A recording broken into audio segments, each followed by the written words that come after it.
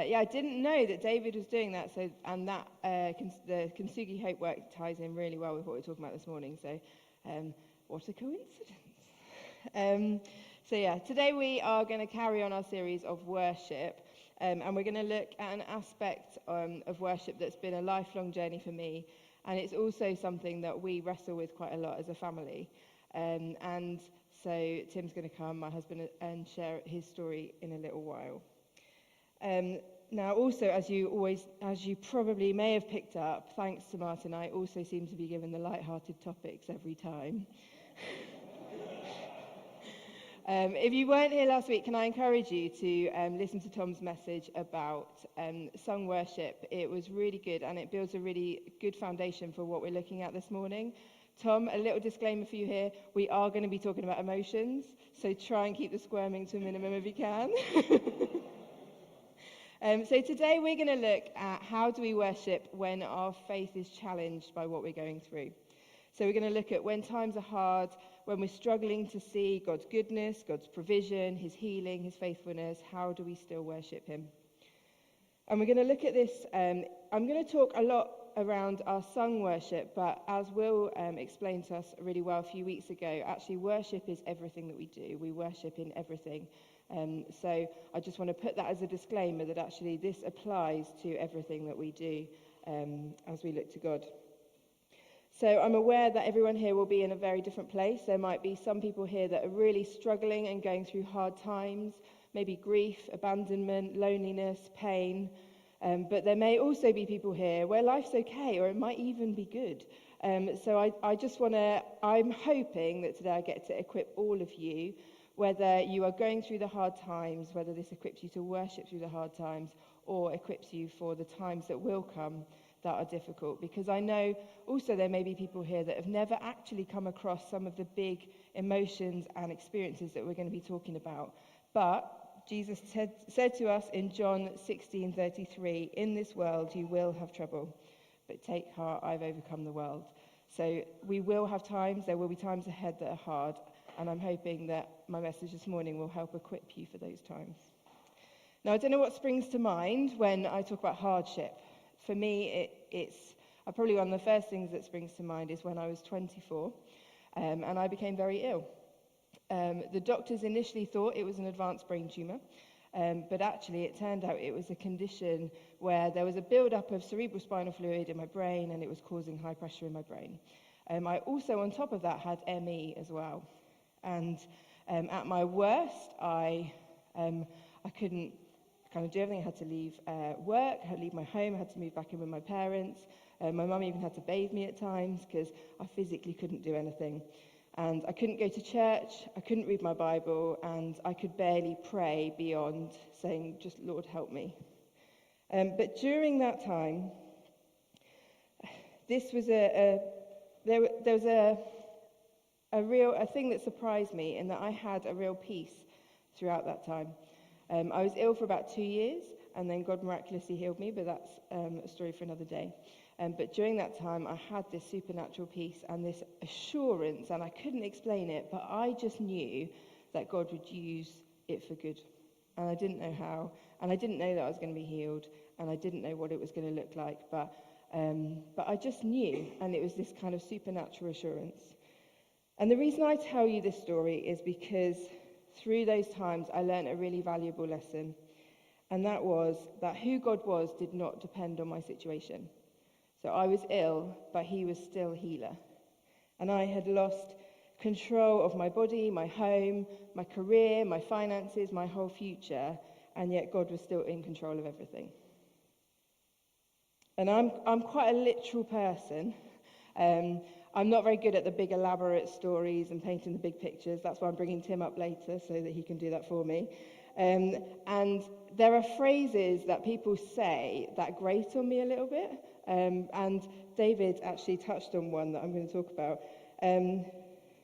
When people say, to make other people feel better, don't worry, God won't give you anything that you can't handle, it's a load of rubbish. Like, it's a bit like when people say, oh, everything happens for a reason, and it's like, yeah, the reason is you made a bad choice. Like, and actually, it's not true, because if we believed that actually God wouldn't give us anything that we couldn't handle, then we are relying purely on ourselves. And what we're saying is, okay, well then I can handle this. I don't need God. And I think we need to hold on to that, because if we just rely on ourselves, then actually we miss out on who God is, because it's through those situations where actually it's all out of our control that actually we learn who God is and we learn who we are not. And our limitations are designed to point us to God. So we worship God because our limitations, when we look at our limitations, they point us to a God that defies limits. And our limitations, we are only ever in one place. We're only ever in one time. We have a body that is deteriorating because it points to an eternal God that is omnipresent, that is omnipotent, and all those other omni words. And actually, the very meaning of who we are points to who God is. And in Psalm 39, verse 4, the psalmist says, "O Lord, make me know my end, and what is the measures of my days. Let me know how fleeting I am." Because it's through our understanding of our own limits that we meet our limitless God. Now, there's a story in the Bible that talks to us about and teaches us how we worship through difficult times. There was a man called Job, and he loved God. I'm just going to paraphrase it for you because it's 42 chapters, so it's quite long. And Job lives a righteous life. He loves God. The Bible tells us that he was the greatest of all the people in the East. He was incredibly wealthy, and he lost his wealth. He became poor. He had a family, and his family died. He was healthy, and then he lost his health, and he was in constant pain. But through those losses, we're told that Job continued to worship God. The Bible quotes him as saying, "The Lord gave, and the Lord has taken away. Blessed be the name of the Lord." The book of Job is 42 chapters long, as I say, and a lot of that book is a conversation between Job and his friends, or Job crying out to God, and trying to work out why he is going through such suffering. Now, it's not until chapter 38 that God actually responds to Job's questioning. And the answer that God brings is not what you would expect. Instead of reassuring Job and explaining why he's going through such a hard time, God actually asks Job this whole long series of questions to give Job perspective on his own life in the context of the greatness of God. And I'm going to read some of God's questions. "Where were you when I laid the earth's foundation? Tell me if you understand. Who marked off its dimensions? Surely you know. Who stretched a measuring line across it?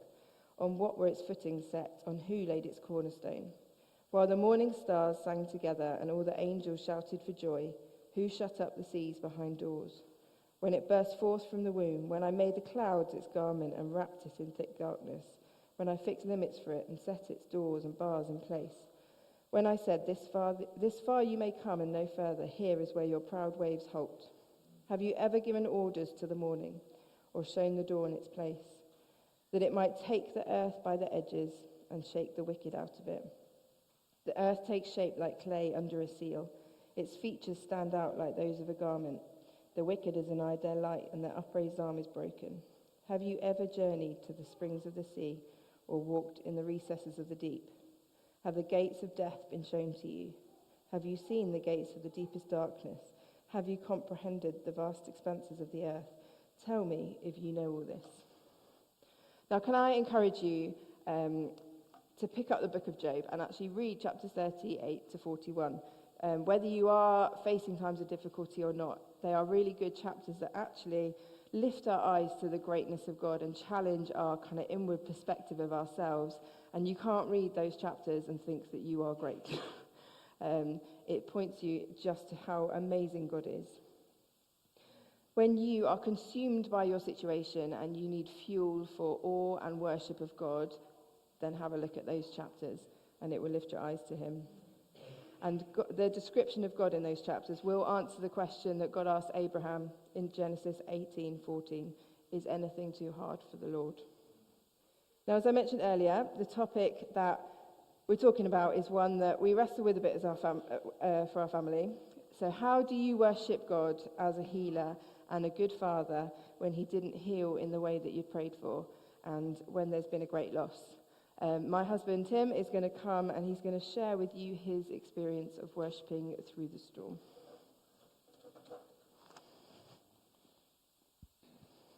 I've changed my t-shirt because I sweat a bit, so it is the same guy. It is a Cross Brown takeover this morning, so yeah, I might be on. There's another t-shirt back there for later. Don't worry, it's a 3 t-shirt Sunday. So I'm going to start with a disclaimer. When I'm talking, I like to paint pictures, take you on a journey with a careful balance of crafted analogies and some provoking humour. But today I'm mindful that we don't have 3 hours for me to present my full story in glorious technicolor. So I've written most of it down to keep us focused. And today, I'm a man under my wife's authority, so I'm doing what I'm told. So today I'm going to share to you about what I learned about worshipping in the midst of struggles, in the hope it will encourage you in your own worship. On the 13th of July 2009, my daughter Mayana, the one doing words today, we do everything, this family, believe me, it's great. So on the 13th of July 2009, Mayana was born at about 3 in the morning. It was a life-changing moment, and I was full of praise. You know, as new parents are, wide-eyed wonder. I'm going, she has the same wonky toe. Don't ask her, but she does. But following some complications during the birth, my wife was rushed into emergency life-saving surgery. And in this one moment, I'm holding my daughter for the first time. And world-class surgeons are being rushed in, like phone calls are coming in saying, we kind of need you. You need to come in. And so I'm holding my daughter, and surgeons are holding my wife's hands. And yeah, that's a bit weird to be in. But in that moment, whilst I was having the highest highs and the lowest lows at the same time, I turned to, and this is where I'm channeling my inner Ed here, he's standing at the back. I turned to one of the great theologians of our time, Ronan Keating, who said, life is a roller coaster, you've just got to ride it. And if I was Ed, I'd now do, life is, but I'm not going to do that. But anyway, what I found is in the middle of this life bomb going off, like my wife being like on the operating table, like with horrible things going on, I found myself starting to sing. I found myself starting to worship. Walking around the hospital corridors in Frimley, I was kind of singing under my breath through that classic worship pose of snot and tears, where you're just like, but I found myself walking around singing under my breath and going, God, what's going on? What are you doing? I wrestled with the challenges of wanting to express my praise to God in one hand, but also crying out and clinging on.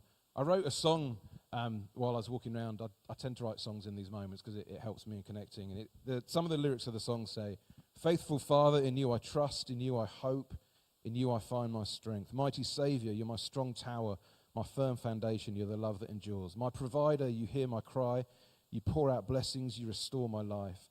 King forever, ordaining my days, sustaining in grace, you're always by my side. When I'm kneeling in the valley, when I'm reaching for the sky, I know in love you are holding me, and this will be my cry. You are magnificently wonderful, eternally so powerful you are, and you use all things for the glory. This will be the story of my heart, how magnificent you are. So in my moment of suffering, I sang about the magnificence of God, which set me in a good position for when life's roller coaster took another turn. So in autumn 2017, 8 years after Mayana was born, life was going great. I mean, 2017, if we ignored Donald Trump and Brexit, life was going great. But anyway, I was on a successful health kick. I was running PB, Southampton, we're in Europe, and my faith was strong. We don't talk about Southampton anymore. Life is a roller. Anyway, I'd just been in my church where I was previously. I'd just been recommended for eldership, and things were going great. It was like, this was great. Like, life was on a real high. But then, out of nowhere, my wife at the time, Jem, was diagnosed with a rare form of cancer. It's fair to say that was a life bomb going off like nothing I'd experienced before. Over the next couple of years, life twisted and life turned. At first, we were offered the hope of a major operation to remove all of the cancer in one brutal sweep. This was only partially successful. Chemo came and went, and no positive outcome. And then finally, we were offered a groundbreaking multi-organ transplant. We waited for the phone to ring to say that a suitable donor had been found. As an aside, and I shouldn't get distracted, that's really hard to pray for.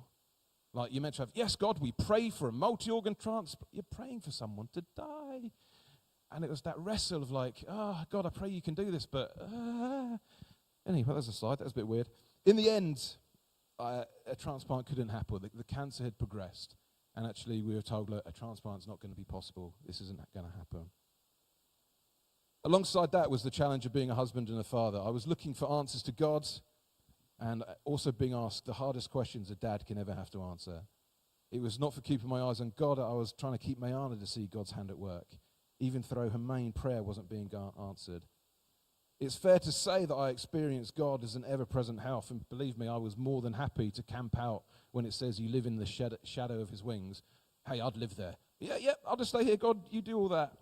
But I was also experiencing massive questions, unanswered prayers, and I once described it as me and God were in the same room, but we were not on speaking terms. Obviously, that speaks more about God's character, not mine, but it shows where it was at. Often, it was really hard to worship and lead whilst wrestling with this contrast. What I learned was that it was essential that I worship God for who he is and not the things I could not see or an unanswered prayer. So if I'm leading worship, I'm going, God, so about that healing. My vision is completely blocked to anything else. Like, I miss out on saying, okay, oh, yeah, he's faithful. Yeah, no, I'm focused on this. So I had to focus on the things that he is, his holiness, his goodness, his creation, his faithfulness, his kindness and his mercy. If I focused on that one issue, I could not see clearly, and I would miss out on all the things I could see. When the storms hit, I knew my anchor would hold and that my roots were deep enough in him, and that even though I might wobble, sway, bend and creak, I would not fall. The thing about anchors is you buy them in advance. If you're in the middle of a storm going, Alexa, order me an anchor, it's really not going to help. I checked earlier a few days ago. You can get one in about 2 days' time. That's not very good. You can get one in an hour, but then you're stuck in the middle of the boat and they've sent anchor butter and it's really awkward. But I use humor a lot to talk about it. Let's not pretend that this is easy. Sometimes when we're worshipping and we can go, I'm going to sing in the middle of the storm. When life's going great, that's easy. Sometimes it's a case of going, I'll raise I can get the out. Or maybe it's, I'll raise a hallelujah. Let's be real. This is difficult. This is hard. What I learned was that the more I did, the more I grew my worship muscles and it became easy. But it was not a new habit I tried to learn in the midst of the storm, but an old habit that I'd learned as a child and learned to love as an adult. So what I'm saying is spend time worshiping now. Don't hope for the anchor later. Buy it now. Get your anchor sorted now. Sing in the shower, sing in the car, sing when you walk, or as Tom said, learn the truths of who God is by singing and proclaiming his greatness now. What this meant is that the Sunday after my wife died, I was able to lead the church in saying, because he lives, I can face tomorrow. Because he lives, all fear is gone. Because I know he holds the future, life is worth the living because he lives. It meant that today, when life is going great and I can see the goodness of God all around me, I might get a bit loud and I might get very sweaty in my worship. But this is not a flex to saying, I can sing really loud. It's testament of who God is, who he's always been, and what he always will be. It is me celebrating that he is with me, and my hope is with him, and I don't want to give him anything less than everything, so that's why I need 3 T-shirts.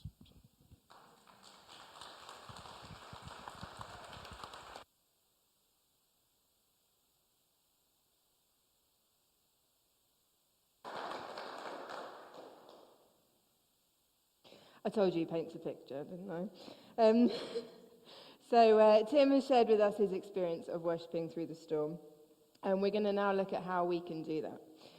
Now, earlier we talked about the story of Job and about Job's suffering. Now, Job, when you read the story, Job actually, his suffering was caused by Satan, the devil, went to God and said, you see your servant Job, he is only worshipping you because he's rich and because he's comfortable and because he's basically really blessed, and that's why he's worshipping you. And so God let Satan challenge Job. He let Satan take all these things from Job to prove that actually that wasn't true. And as we heard, Job still worshipped God despite all that he lost. Now, Job proved his faithfulness to God, but he also learned far more about God's greatness than he would have learned had he not gone through that suffering. One of the key things that we learn from Job's story is to look at God and to look at all of him, like Tim said. not just the one aspect that you're struggling with that's right in front of you. Like, it might be healing, it might be pain, it might be provision. Now, we need to look at all of God's attributes. God challenged Job to look, to consciously take his eyes off his own problems and to look at who God is. And Francis Chan, who's an American pastor, said, "If we don't stare at God, we'll spend our time staring at lesser things, namely ourselves." Now, the conscious act of taking our eyes off ourselves and our own troubles and looking to God in itself is worship. It's an act of faith. And we're acknowledging that God is far greater and far more important than whatever it is that we're going through. Like Tim said, choosing to worship when it's hard builds your faith. It builds those faith muscles, which enables you to believe God for far more than you have. Worship, and this is the thing I really want you to hold on to, worship shifts our perspective from the problem to the problem solver. If you're someone who leads worship, whether it's here, whether it's with kids, whether it's in small group, whether it's just you put on worship songs for your kids at home, not just, because actually that's really important. I want to encourage you, are you leading people in this? Are you lifting people's eyes with songs that point to God and point to who he is? Or are you singing songs that are keeping them focused on their own perspectives and it's all about me? In the book of Job, we read chapter after chapter of speculation of why is God bringing this suffering? Why is it all happening to me? And there are people I know who are really quick to declare, when they go through something bad, it's the devil. Like, we've got to pray against it. I'm being attacked. But then also I'm aware that in Hebrews 12, verse 6, it says, "The Lord disciplines the ones he loves, and he chastens everyone he accepts as his son." Now, I think that we can often be very quick to try and find out why we're going through something. But if we do that, and if that's where our focus is, I can't help but think that we might either be rejecting vital discipline that we actually need, or, on the other hand, we might end up overthinking a situation that actually was never intended to have a lot of power over us in the first place. So as far as I can tell, Job never actually found out why he experienced such suffering. Because you see, God never actually tells us that we will know why we face difficulties and suffering, which is why I find it funny when people do the talks about why does God allow suffering? Why do we do this? Because actually, God never tells us that we will necessarily know why we suffer. When I was ill and I struggled, actually, I skipped a bit. God doesn't tell us that we will know why, but he does tell us to trust him. He expects us to trust his sovereignty, so that he's in charge of everything, and to trust his character, that he is love and mercy and grace and goodness and justice and kindness. But what can we do? How can we worship someone that we don't know? When I was ill and I couldn't pray properly or read my Bible or go to church, I had to rely on the years that I'd spent previously, like Tim talked about, getting to know God through reading scripture, learning about him, spending time with him. Those years, they gave me a foundation of faith to stand upon. And as you get to know who God is and worship him now, you will build a foundation of your faith that you can then depend on when times are hard. And youth, just a little word to you guys. You've just come back from New Day, where I'm hoping that many of you encountered God in a new way. God is the same here today as he was in Norwich last week. I can safely promise you that you will face situations in the months and the years to come where you have to make a heart choice. You'll face pressure from those around you to be or to do something that you're not. You'll face temptations to prioritize things over God. You will have times of feeling like the Christian life is lonely and mundane, and it wasn't quite the exciting adventure that you signed up for a New Day. But in all these things, look to God. Find out who he is. Learn to understand the Bible now and to see who God is on every page. This will enable you to live a life of worship. Knowing God will give you perspective and wisdom beyond your years, that as you face the ups and downs of life, your peers around you won't have that. There will be times where you have to make a decision to follow God and be different, even though those around you proclaim to be Christians as well. But I can absolutely promise you this, he will always be worth it. Now, as we mentioned earlier, worship is not just about singing songs. We worship God through everything that we do and every choice we make. Now, in the Old Testament, the Israelites would worship God through sacrifice. And actually, we still do that today. Obviously, we don't sacrifice animals, but we do make sacrifices out of our choices. When you choose to come to church, because even though you're feeling really tired and you really don't feel like it, you are choosing to come because you know God is bigger than that, and that is an act of worship. When you choose to tithe or you choose to be generous, that is an act of worship. When you choose to live differently to those around you, that's an act of worship. When you choose, this is controversial for some, when you choose to have a day of rest because God told you to, that is an act of worship. It's an act of faith, because what you're saying is, I am not worshipping the idol of productivity, and I am declaring that actually what I do doesn't really matter, it's what God does. I can stop and I can rest because God is and does and has everything in hand. Now, Tim and I recently returned from a week in Rhodes, controversial. We made it out as our plane landed. We discovered our hotel had just been evacuated. And as you will have seen on the news, it was very, very hot there. The temperature at the time was reaching about 40 degrees, and our air conditioning was lacking. It was not very good. So while we were there, we visited a place called Butterfly Valley, where thousands of butterflies go to rest. Now, our experience of Rhodes to this point had been big, dry, really hot mountains. And as we went to this valley, there were luscious trees, thriving plant life, a stream running through that was bringing life to the plants and the creatures around it. It was very peaceful. There were loads of people there, but no one spoke. It was incredibly peaceful. And it was the only place in the entire trip where we didn't feel uncomfortable being outside. And while we were at Butterfly Valley, Tim and I found a bench that was kind of overlooking the stream, and we were chatting about the message that we were going to bring today.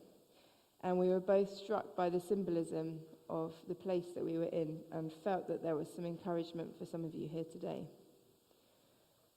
Those of you who feel you are in the valley, God is in the valley. Don't rush to escape the low points, but experience him, worship him there.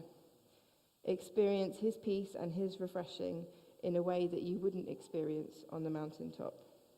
Don't resent where you are. Look around you and find him and worship him.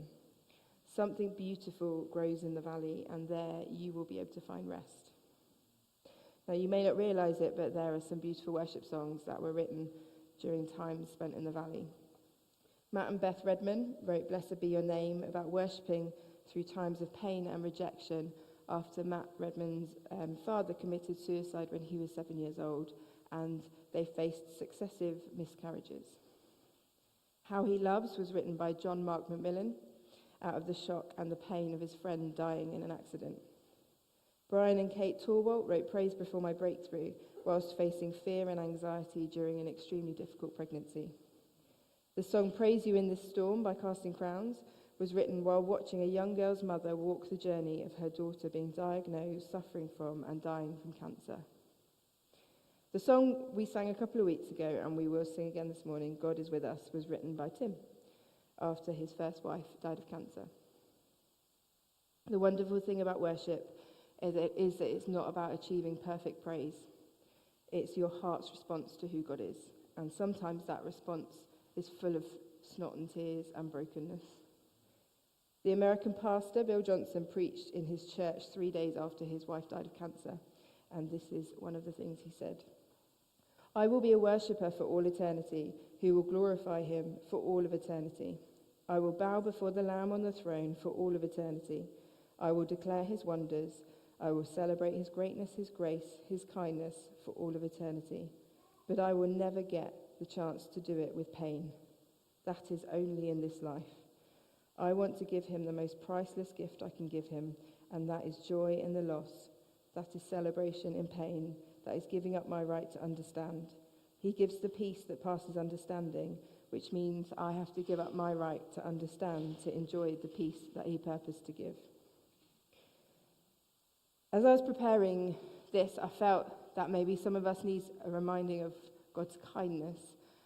We have been watching the TV program The Chosen, and the thing that has struck me while watching it, I've read the Gospels for a long time, but seeing, and I know it's not actually Jesus, don't worry, but like seeing his kindness and his gentleness to people and how he loved people just in who he was, it just struck me to the core that actually, this is an ever-present God that created the universe, but also he loves us and he is kind. This is not just a kind of, he loves me so he has to do this. It's not just like a parent where it's like, well, they're my kids, so I have to do that for them. He's kind. And I think some of us just need that reminder, because if you're feeling broken or guilty or ashamed, when you've been hurt or you're feeling confused, be bold enough to accept God's kindness and his compassion for you. Because he knows you intimately and he's not going to be shocked or surprised by your pain or your outbursts or your thoughts or your actions.